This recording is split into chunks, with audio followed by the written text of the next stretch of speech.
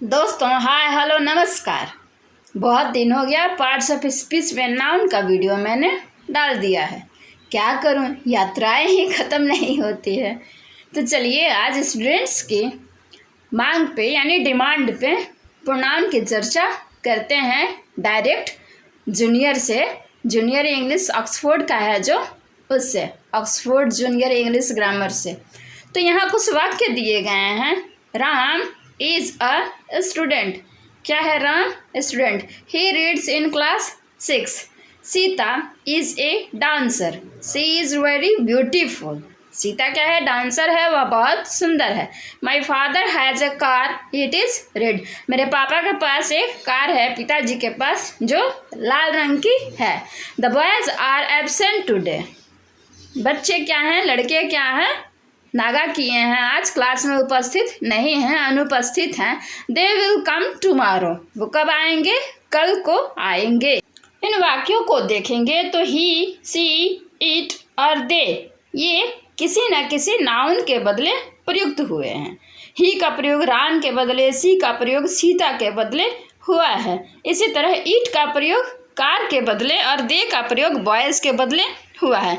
ऐसे शब्दों को ग्रामर की भाषा में प्रोनाउंस कहते हैं। ठीक है, अगर इंग्लिश में इसे ही कहें, प्रोनाउन वह शब्द है जो किसी नाउन के बदले प्रयुक्त होता है। A pronoun is a word used instead of a noun. A pronoun is a word used instead of a noun. A pronoun stands for a noun. A pronoun stands for a noun. Pronoun की परिभाषा से स्पष्ट है कि यह noun का substitute है। जब हम किसी कारणवश नाउन का प्रयोग नहीं करना चाहते तब उस नाउन के बदले उपयुक्त प्रोनाउन का प्रयोग करते हैं। क्योंकि बार बार राम राम राम, सीता सीता सीता तो नहीं कह सकते हैं ना, तो यह गलत लगेगा, अच्छा नहीं लगेगा। अब अगला सेंटेंस देख रहे हैं। Ram is my friend. देखिए वही चीज़ है। Ram reads in my class. Ram is absent today because Ram is ill. अब यहाँ राम का बार बार प्रयोग हुआ है। तो इससे क्या हो रहा है? एक्सप्रेशन भद्दा सा लग रहा है। अगर दूसरे और तीसरे वाक्य में राम के बदले ही का प्रयोग करेंगे तो यह भद्दापन समाप्त हो जाएगा, मतलब वाक्य अच्छा लगेगा। ठीक है, तो अब काइंड्स को देख लेते हैं। कितने हैं काइंड्स ऑफ द प्रोनाउन? पहला है पर्सनल प्रोनाउन, व्यक्तिवाचक सर्वनाम। पर्सनल प्रोनाउन, व्यक्तिवाचक सर्वनाम। दूसरा है पसेसिव प्रोनाउन। पसेसिव प्रोनाउन, अधिकारवाचक सर्वनाम। पसेशन दिखाते हैं हम लोग, अपना अधिकार दिखाते हैं। तीसरा है रिफ्लेक्सिव प्रोनाउन, निजवाचक सर्वनाम। चौथा है एम्फैटिक प्रोनाउन, बलदायक सर्वनाम। पांचवा है डेमोन्स्ट्रेटिव प्रोनाउन। डेमोन्स्ट्रेटिव प्रोनाउन, संकेतवाचक सर्वनाम। छठा है इंडेफिनिट प्रोनाउन, अनिश्चयवाचक सर्वनाम। अनिश्चयवाचक सर्वनाम। सातवां है डिस्ट्रीब्यूटिव प्रोनाउन, व्यष्टिवाचक। क्या है ये? व्यष्टिवाचक। अब व्यष्टिवाचक किस चिड़िया का नाम है ये आगे समझ में आ जाएगा। आठवां है रेसिप्रोकल प्रोनाउन, परस्पर बोधक सर्वनाम। नौवां है रिलेटिव प्रोनाउन, संबंधवाचक सर्वनाम। और 10वां है इंटरोगेटिव प्रोनाउन, प्रश्नवाचक सर्वनाम। इसमें कुछ मिलते जुलते हैं। ठीक है, तो वो दो हम अगर एक में सम्मिलित कर देंगे, केवल परिभाषा समझ लेंगे तब भी काफ़ी रहेगा। ठीक है, जैसे रिलेटिव और इंटरोगेटिव, व्हाट, वुज, हुम। ठीक है, तो यही सब हैं। तो आगे हम देखेंगे। चलिए अब शुरू करते हैं डेफिनेशन। पर्सनल प्रोनाउंस पे आ गए। I, we, you, he, she, it और दे को क्या कहते हैं? पर्सनल प्रोनाउन कहा जाता है। इन्हें क्यों कहते हैं personal pronouns? I, we, you, he, she, it और they are called personal pronouns. यहाँ पर्सनल का अर्थ है relating to person, first person, second person and third person. तो इसलिए इन्हें पर्सनल प्रोनाउन कहा जाता है। आई और वी फर्स्ट पर्सन के प्रोनाउंस हैं। आई और वी फर्स्ट पर्सन के प्रोनाउंस हैं। यू सेकेंड पर्सन का प्रोनाउन है। यू सेकेंड पर्सन का प्रोनाउन है। ही सी इट जिसके बारे में बात की जा रही है, ये क्या हो जाएगा? थर्ड पर्सन का प्रोनाउंस। ठीक है, आई वी फर्स्ट का, यू सेकेंड का और ही सी इट थर्ड का। इसलिए इन सातों को पर्सनल प्रोनाउंस कहा जाता है, क्योंकि ये पर्सन से रिलेटेड हैं। पर्सनल प्रोनाउंस के रूप केस वाइज बदलते हैं। इस सारणी से हम देखेंगे और समझेंगे। पहला नॉमिनेटिव केस आ जाएगा, उसके बाद पसेसिव केस आ जाएगा। पसेसिव में पसेसिव एडजेक्टिव और पसेसिव प्रोनाउन भी आएगा दोनों। और तीसरा है ऑब्जेक्टिव। पहला है नॉमिनेटिव, दूसरा पसेसिव, तीसरा ऑब्जेक्टिव। अब नॉमिनेटिव केस में कौन कौन सा आएगा? I, we, you, he, she, it और दे। ये क्या हो गया? नॉमिनेटिव केस में आ गया। अब पसेसिव केस में दो पार्ट हमने डिवाइड किया है, पसेसिव एडजेक्टिव और पसेसिव प्रोनाउन। पसेसिव एडजेक्टिव में आ गया माई, आई का पसेसिव हो गया माई और ऑब्जेक्टिव हो गया मी। ठीक है, आई का पसेसिव हो गया माई, माइन और ऑब्जेक्टिव हो गया मी।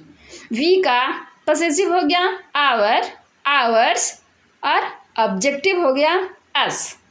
यू का हो गया योर, योर्स पसेसिव और ऑब्जेक्टिव वही रहेगा, बदलेगा नहीं। नॉमिनेटिव जो है वही रह जाएगा, ऑब्जेक्टिव यू। ही का पसेसिव हो गया हिज, हिज और ऑब्जेक्टिव हो गया हिम। सी का हो गया हर, हर्स और ऑब्जेक्टिव हो गया हर। इट का हो गया इट्स, इट्स। ठीक है, और ऑब्जेक्टिव हो गया इट। दे का हो गया दियर, दियर्स और ऑब्जेक्टिव हो गया देम। दे का दियर, दियर्स हो गया पसेसिव केस और ऑब्जेक्टिव में देखेंगे तो देम हो गया। तो एक बार इन्हें देखते हैं। पर्सनल प्रोनाउन के सभी फॉर्म्स को हमने यहाँ देखा। इनमें से my, our, yours, his, her, its और दियर को पसेसिव एडजेक्टिव कहा जाता है। क्यों कहा जाता है? क्योंकि ये किसी ना किसी नाउन के ठीक पहले प्रयुक्त होते हैं। क्या क्या? My, our, your, his, her, its और दियर। ये एडजेक्टिव हैं। क्यों हैं? क्योंकि ये ठीक नाउन के पहले प्रयुक्त होते हैं, इसलिए ये एडजेक्टिव की तरह काम करते हैं, इसलिए इन्हें एडजेक्टिव कहा जाता है। जैसे एग्जाम्पल के तौर पे देखेंगे तो क्या है? This is my book, book हो गया किताब, नाउन, ये mine. His father is a teacher, his father. Those are your books, those are your books. That is her book. ठीक है, his, her sister is a doctor, her sister is a doctor. And its legs are broken, its क्या टूटा हुआ है? Leg, its legs are broken. इन possessive adjectives में his और her दो ऐसे शब्द हैं जिनका प्रयोग प्रोनाउन की ही भांति होता है। ठीक है, परंतु इस स्थिति में ठीक इनके बाद कोई भी नाउन प्रयुक्त नहीं रहता है। जैसे this book is his, his हो गया प्रोनाउन। आई नो हर, मैं उसे जानती हूँ, जानता हूँ। हर क्या हो गया? प्रोनाउन। प्रोनाउन का प्रयोग नाउन के बदले होता है। प्रोनाउन का प्रयोग तो हम जानते ही हैं, नाउन के बदले होता है। इसलिए प्रोनाउन के ठीक बाद कोई भी नाउन प्रयुक्त नहीं रहता। जब प्रोनाउन के ठीक बाद कोई नाउन प्रयुक्त रहता है तब वह प्रोनाउन एडजेक्टिव में परिवर्तित हो जाता है, क्योंकि इस स्थिति में वह अपने बाद आने वाले नाउन को क्वालिफाई करता है। प्रोनाउन का प्रयोग नाउन के बदले होता है। ठीक है, इसलिए प्रोनाउन के ठीक बाद कोई भी नाउन प्रयुक्त नहीं होता है। अगर हुआ तो क्या हो जाएगा, प्रोनाउन एडजेक्टिव में बदल जाएगा। अब दूसरा देखते हैं पॉसेसिव प्रोनाउन। जिस प्रोनाउन का प्रयोग अधिकार दिखाने के लिए, क्या दिखाने के लिए, अधिकार, यह मेरा है, के लिए किया जाता है, उसे पॉसेसिव प्रोनाउन कहते हैं। The pronoun used to show possession is called a possessive pronoun. जैसे mine, ours, yours, hers, his और दियर्स, ये क्या है, पॉसेसिव प्रोनाउंस हैं। इनका प्रयोग वस्तुओं पर अधिकार दिखाने के लिए किया जाता है।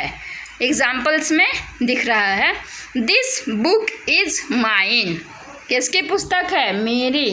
This book is mine, that book is yours, these are your ours, these are ours, those are his, those are his, this sari is hers, those chairs are theirs. इनमें सिर्फ हिज एक ऐसा शब्द है जो पॉसेसिव प्रोनाउन भी है और पॉसेसिव एडजेक्टिव भी।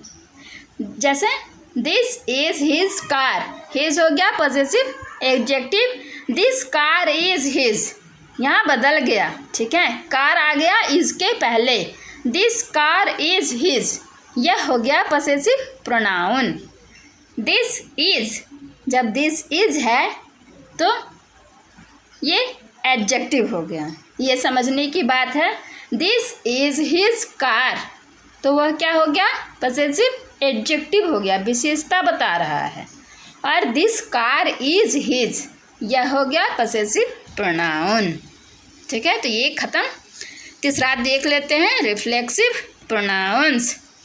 रिफ्लेक्सिव में क्या आएगा, जब वाक्य में myself, ourselves, yourself, yourselves, himself, herself, itself और देम सेल्फ्स के प्रयोग से काम करने का असर किस पर पड़ता है, खुद कर्ता पर। मतलब मैं कर रही हूँ तो मुझ पर, आप कर रहे हो, योर सेल्फ्स, ठीक है।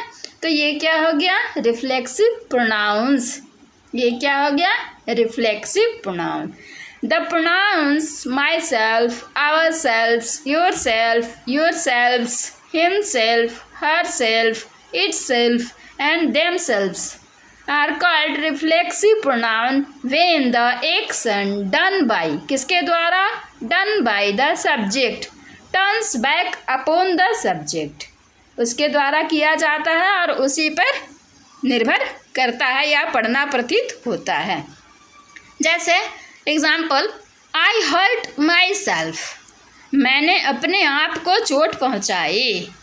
We can help ourselves, हम लोग अपने आप को मदद कर सकते हैं। सी रुइंड हर सेल्फ, उसने अपने आप को बर्बाद कर दिया, कर लिया। सी रुइंड हर सेल्फ, यहाँ चोट पहुँचाने, मदद करने और बर्बाद करने का असर किस पर हो रहा है, खुद कर्ता पर। कर्ता ने खुद को चोट पहुँचाई, कर्ता खुद की मदद कर सकता है और उसने खुद को बर्बाद किया। अतः myself, ourselves, himself, herself, इन वाक्यों में रिफ्लेक्सिव प्रोनाउंस हैं। अगला देखते हैं एम्फैटिक। रिफ्लेक्सिव तो हो गया, दोनों सेम हैं तो हम एक भी पढ़ेंगे, केवल परिभाषा देख लेंगे तब भी चलेगा। एम्फैटिक में क्या बोलता है, जब myself, ourselves, yourselves, herself, himself, itself और देम सेल्फ का प्रयोग वाक्य में किसी नाउन या प्रोनाउन पर, किस पर, नाउन या प्रोनाउन पर जोर देने के लिए होता है, तब इन्हें एम्फैटिक प्रोनाउंस कहा जाता है। बाकी बात तो एग्जाम्पल्स वही आ जाएंगे, मानेंगे तो वही आ जाएंगे। एम्फैटिक प्रोनाउंस का क्या हो गया, myself, ourselves, yourselves, herself, himself, itself and themselves are called emphatic pronouns when they are used for the sake of emphasis। ठीक है, किस पर, नाउन या प्रोनाउन पर जोर देने के लिए इनका जब प्रयोग हो तो ये हो जाएंगे एम्फैटिक प्रोनाउंस। एग्जाम्पल्स देखते हैं, I killed the tiger my self, मैंने किसे मारा, टाइगर को मारा, बाघ को मारा खुद से। We killed the tiger ourselves, he himself said so, उसने स्वयं खुद ऐसा कहा। दे देमसेल्व्स सैड सो, उन लोगों ने स्वयं या खुद ऐसा कहा। सेल्फ नोट करेंगे, सेल्फ एवं सेल्व्स के स्पेलिंग पर विशेष ध्यान देंगे। सिंगुलर के साथ हमेशा सेल्फ जुड़ता है, जैसे माई के साथ माई सेल्फ, हिम के साथ हिम सेल्फ, हर के साथ हर सेल्फ, इट के साथ इट सेल्फ। बट जहाँ प्लूरल आ जाएगा वहाँ हमेशा सेल्फ्स जुड़ता है। अब प्लूरल कौन हो गया? आवर और देम। तो आवर के साथ हमेशा क्या जुड़ेगा? सेल्फ्स। आवर के साथ क्या जुड़ेगा? सेल्फ्स। और देम के साथ क्या जुड़ेगा? सेल्फ्स। योर का प्रयोग, योर YOUR, योर का प्रयोग जब एक व्यक्ति के लिए हो तब उसके साथ सेल्फ जोड़ेंगे, लेकिन जब योर का प्रयोग दो या दो से अधिक व्यक्तियों के लिए होगा तब उसके साथ क्या जोड़ देंगे? सेल्फ्स, SELVES, सेल्फ्स। ठीक है, प्लूरल रहेगा तो हमेशा सेल्फ्स जोड़ेंगे, ऐसे सेल्फ जोड़ेंगे। योर का एक के लिए होगा तो सेल्फ जोड़ेंगे, बहुतों के लिए होगा तो सेल्फ्स जोड़ देंगे। क्लियर है? जैसे your plus self, yourselves जब एक व्यक्ति के लिए हो, योर सेल्फ्स जब दो व्यक्तियों के लिए और अधिक व्यक्तियों के लिए हो। आवर और देम के साथ सेल्फ नहीं जोड़ा जाता है, ये गलत होगा। इसी प्रकार माई, हिम, हर और इट के साथ सेल्फ्स नहीं जोड़ा जाता है, यह भी गलत होगा। यहाँ कुछ एक्सरसाइजेस दिए गए हैं, तो हालांकि ये हार्ड नहीं है, तो आप खुद से भी कर सकते हैं एग्जाम्पल्स देख करके। यहाँ एग्जाम्पल्स भी दिए गए हैं और आगे आपके करने के लिए कुछ क्वेश्चंस भी दिए गए हैं। ठीक है, तो ये हार्ड नहीं है, इसलिए मैं सोचती हूँ कि ये आप खुद से कर लेंगे। अगर कहीं फंसेंगे तो कमेंट सेक्शन में मुझे बता दीजिएगा। अगला देखते हैं, 5th है डेमोन्स्ट्रेटिव प्रोनाउंस। डेमोन्स्ट्रेटिव प्रोनाउंस, जिस प्रोनाउन का प्रयोग वस्तुओं या व्यक्तियों को सूचित, इंगित या निर्देशित करने के लिए, किस लिए? सूचित, इंगित या निर्देशित करने के लिए किया जाता है, उसे डेमोन्स्ट्रेटिव प्रोनाउन कहा जाता है। The pronoun used to point out the object or objects to which it refers is called a demonstrative pronoun. फिर से, the pronoun used to point out the object or objects to which it refers is called a demonstrative pronoun. This, that, these और those, ये तो बड़ी easy हो गया ना। This, that, these और दोज क्या है? डेमोन्स्ट्रेटिव प्रोनाउन है। This is a boy, example के तौर पे। These are balls, that is a girl, those are dolls.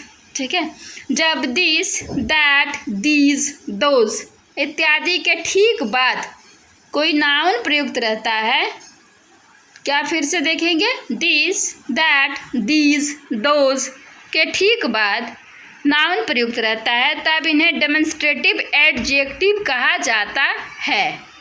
Examples देखेंगे। दिस बुक इज माइन, किसकी पुस्तक है? मेरी। This book is mine. That book is yours. This cows are red, those cows are brown.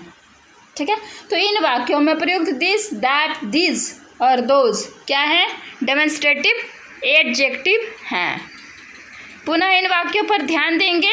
This is my book, यह क्या हो गया? Demonstrative pronoun हो गया। माई बुक के साथ आ रहा है, इज के बाद आ रहा है और बुक के साथ आ रहा है। दिस इज माई बुक, तो यह क्या हो गया? प्रोनाउन। कौन सा? Demonstrative pronoun. और यही बुक पहले आ गया, माइन लास्ट में आया पोसेशन, तो यह एडजेक्टिव हो गया। This book is mine, this book is mine, तो यह क्या हो गया? एडजेक्टिव हो गया। कौन सा? Demonstrative adjective. लग रहा है कि अंतर समझ में आ गया होगा। अब आगे बढ़ते हैं। छठा है इंडेफिनिट प्रोनाउंस। क्या है? Indefinite pronounce. जिस प्रोनाउन से किसी निश्चित व्यक्ति या वस्तु का बोध नहीं होता वह क्या है? इंडेफिनिट प्रोनाउन है। An indefinite pronoun refers to persons or things in a general way and does not refer to any person or thing in particular। तब एग्जाम्पल देखेंगे somebody, anybody, some, all, none, many, one। ठीक है, तो ये सब क्या है? हमारे निश्चित नहीं है, अनिश्चित है। somebody कौन? किसी ने, कोई। somebody has stolen my pen। किसी ने मेरी कलम चुरा ली है। anybody can beat him। कोई भी उसे पीट सकता है। some are gentle। कुछ नेक होते हैं। all are foolish। सभी मूर्ख हैं। none can do this। इसे कोई नहीं कर सकता। many of them were killed। उनमें से अनेक मारे गए। One must not praise oneself। किसी व्यक्ति को अपनी प्रशंसा खुद नहीं करनी चाहिए।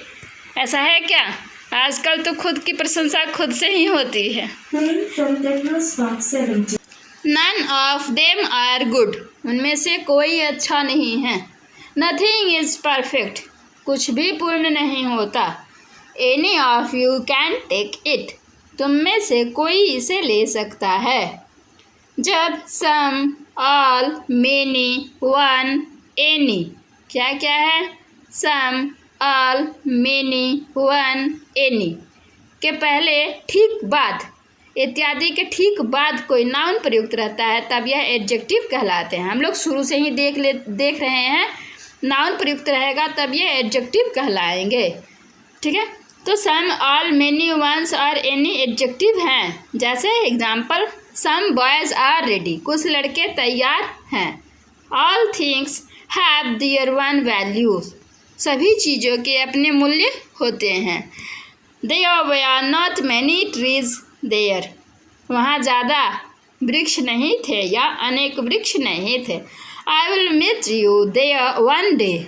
मैं एक दिन तुमसे वहाँ मिलूँगा। Any fool can do it. कोई मूर्ख ही यह कर सकता है।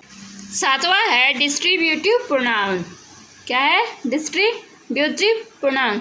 जब ईच, आइदर, नाइदर का प्रयोग किसका ईच, आइदर, नाइदर का प्रयोग प्रोनाउन के रूप में होता है तब इन्हें डिस्ट्रीब्यूटिव प्रोनाउंस कहा जाता है।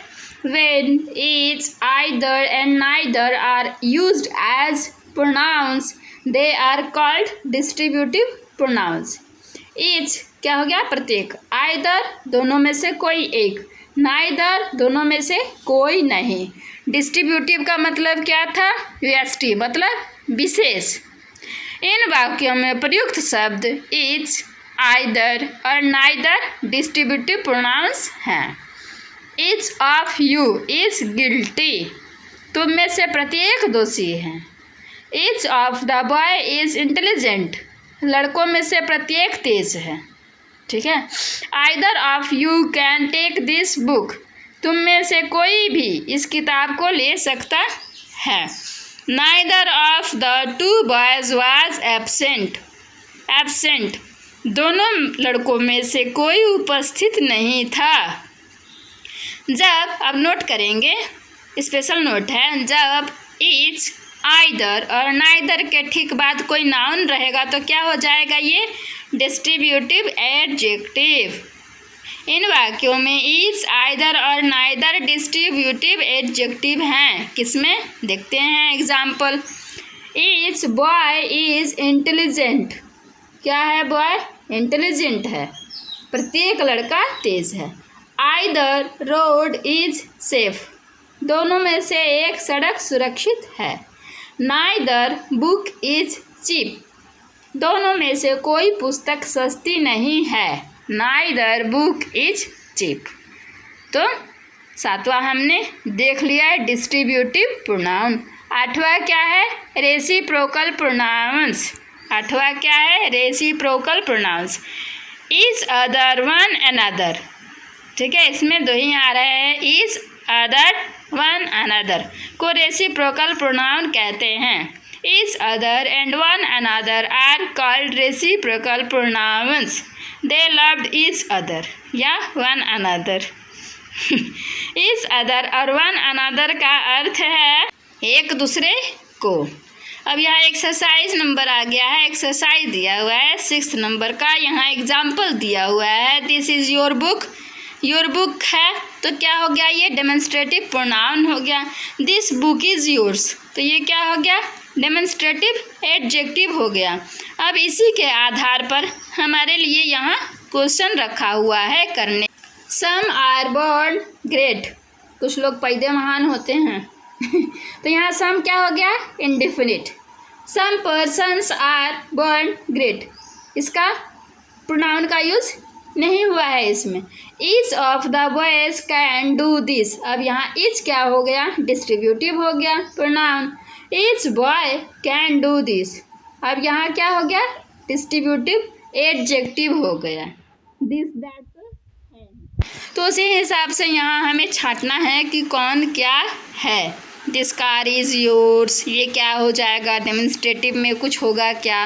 वन शुड लव गॉड, यह क्या हो जाएगा? कुछ होगा क्या? डेमोन्स्ट्रेटिव हो गया या डिस्ट्रीब्यूटिव हो गया। तो यह सिंपल सा एग्जाम्पल है, प्लीज़ कर लेंगे, इसमें फंसने का कोई चांस ही नहीं है। 9th नंबर पे आते हैं। 9वां हमारा क्या है? रिलेटिव प्रोनाउंस है।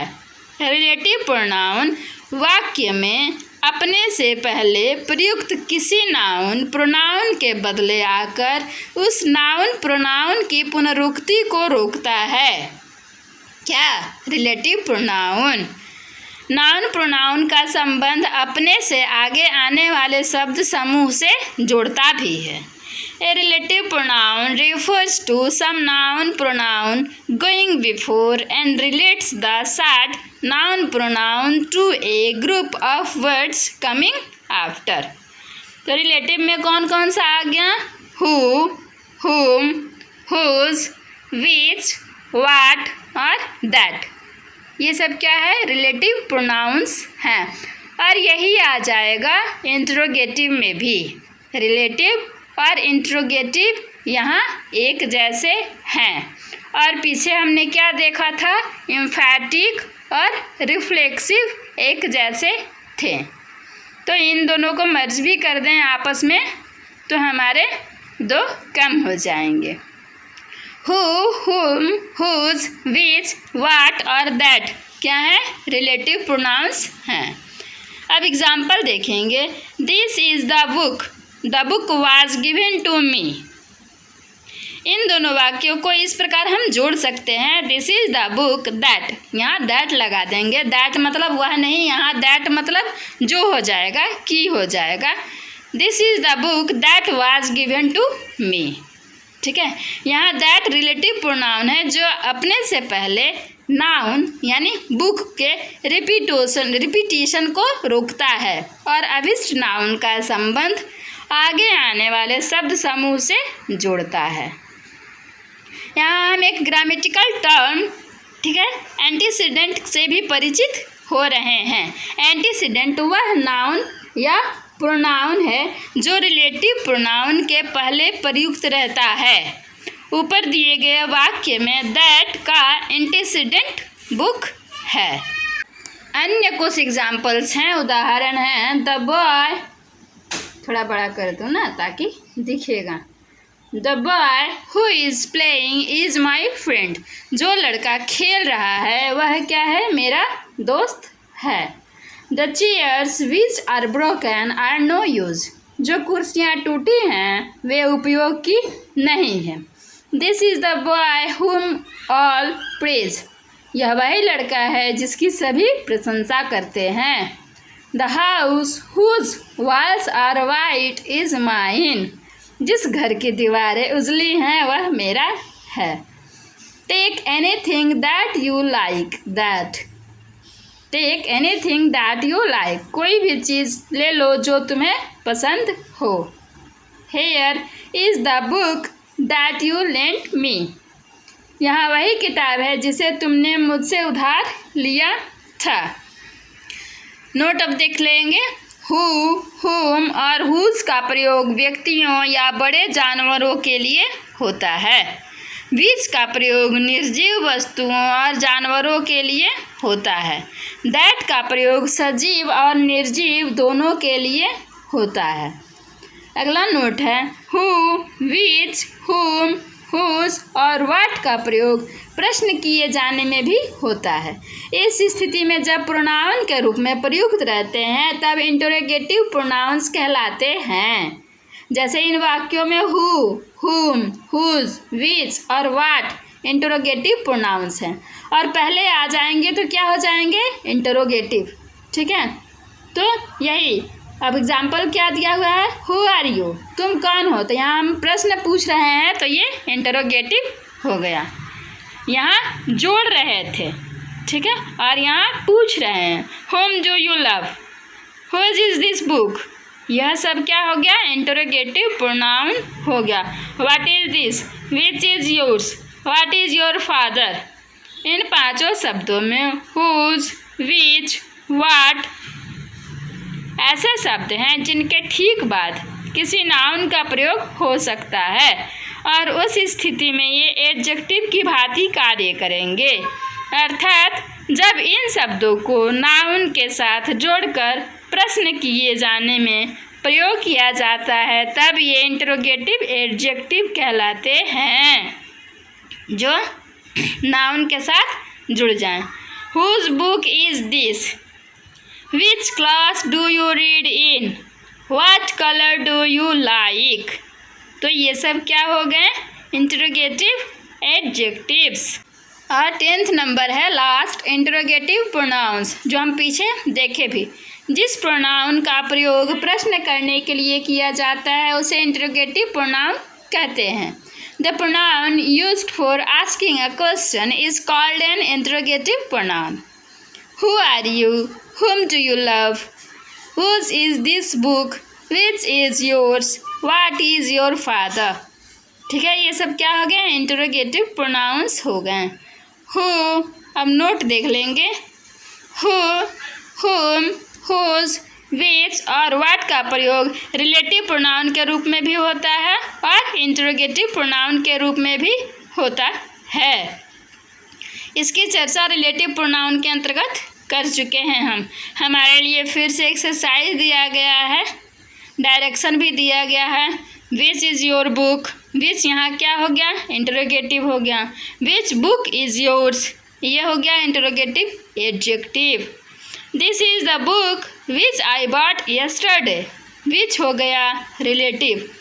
तो यहाँ हमें देखना है कौन सा इंटरोगेटिव प्रोनाउन है, कौन सा इंटरोगेटिव एडजेक्टिव है और कौन सा रिलेटिव प्रोनाउन है।